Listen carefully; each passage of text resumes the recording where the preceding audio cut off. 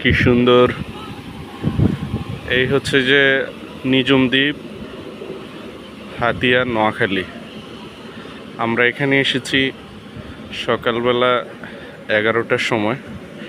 এসে উঠেছি জেলা পরিষদ ডাক বাংলো।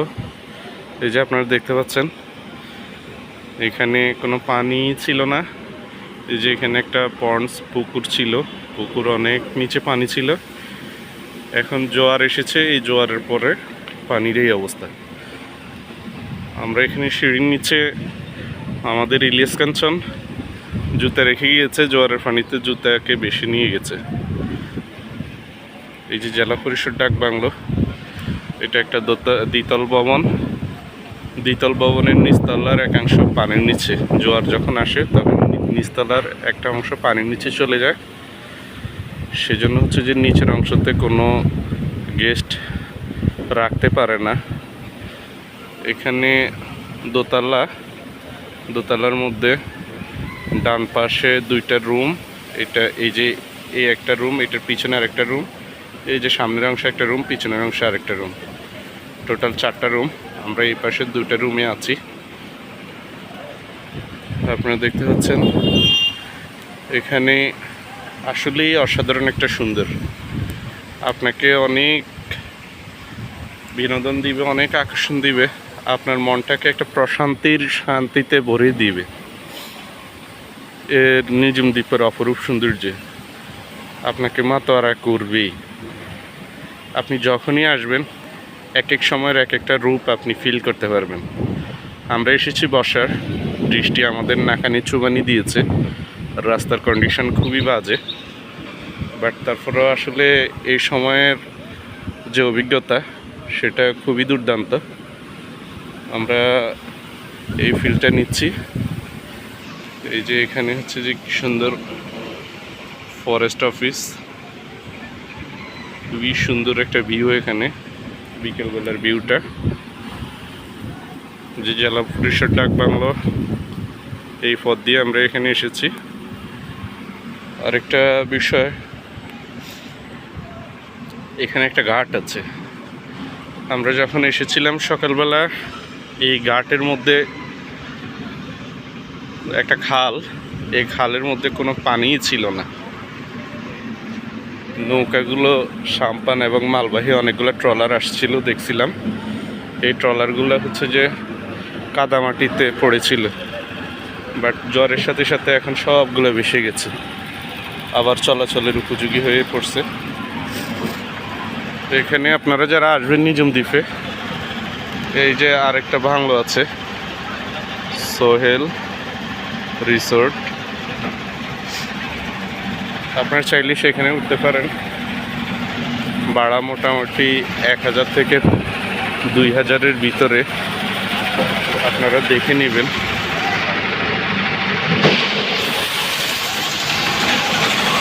এখানে বিশাল একটা বাণিজ্য হচ্ছে।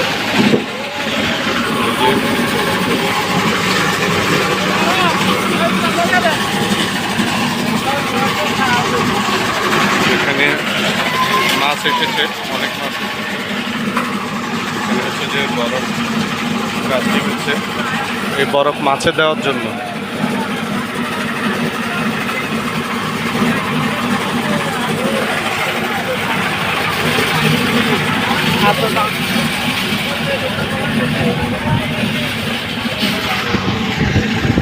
এই যে আমরা সকালবেলা দেখে গিয়েছি একটা হরিণ, সেই হরিণটি এখন আছে। এই হরিণটি আপনাদেরকে অনেক মুগ্ধ করবে, অনেক শান্ত, খুবই শান্ত। লোকালয়ে থাকতে সে অভ্যস্ত হয়ে গেছে, লোকালয়ে আছে। এই যে মুছে দিচ্ছি, সে আদরটা নিচ্ছে। কি শান্তি! আমি আসলে বাস্তবে কখনো হরিণ দেখিনি, বাস্তবে কখনো হরিণ কিছুই দেখিনি।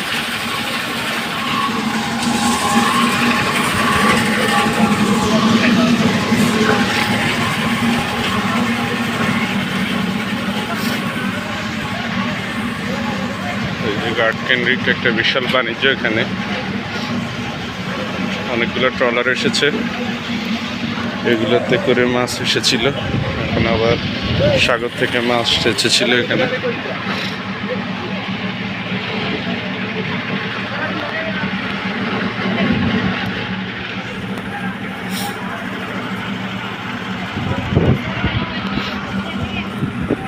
অনেকগুলো মাছবাহী ট্রলার, এগুলো আসলে সাগর থেকে, বঙ্গোপসাগর থেকে মাছ নিয়ে এসেছে।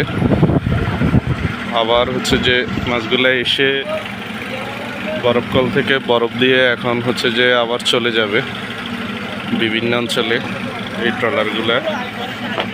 ওই যে আরেকটা ট্রলার, একটা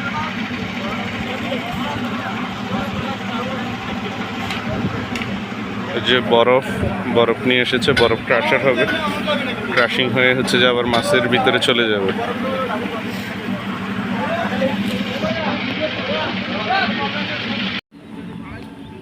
কি রে তুই না আসিস কা?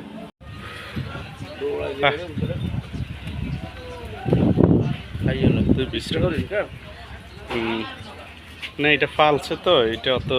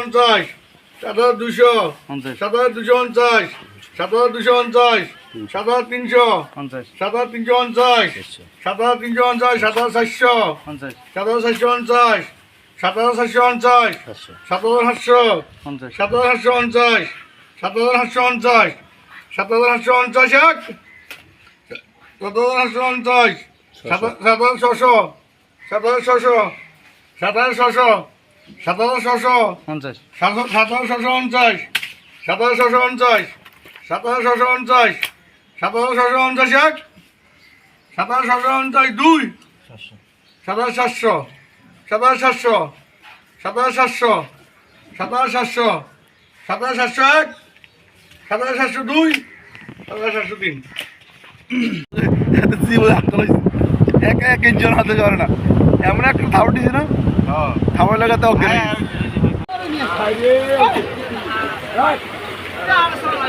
রেন দিয়ে আবার পানি বাড়ি দিব রে।